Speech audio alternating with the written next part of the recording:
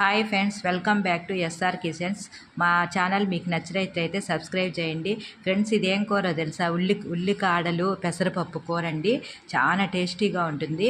ఉల్లికాడలు చాలా విటమిన్స్తో కూడుకొని ఉంటాయి, బాగా పోషక విలువలు ఉంటాయి.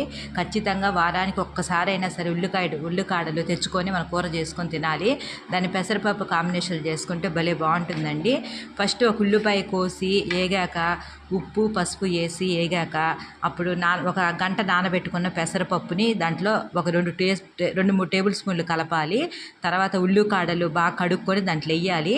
బాగా మగ్గాక లాస్ట్లో మనము కొబ్బరి కారం వేసుకోవాలండి. కొబ్బరి, ఎండుమిరపకాయలు, ఎల్లుల్లిపాయలు, శనగలు అవన్నీ మిక్సీలో పెట్టుకొని ఈ విధంగా వేసుకుంటే ఇదిగో ఈ విధంగా కూర ఇట్లా ఉంటుందండి. భలే టేస్టీగా ఉంటుంది. ఇది అన్నం లేక కానీ చపాతీ లేక కానీ చాలా బాగుంటుంది. ముఖ్యంగా ఏంటంటే ఎన్నో పోషక విలువలు ఉంటాయి. ఒకసారి ఈ విధంగా ట్రై చేసి చూడండి.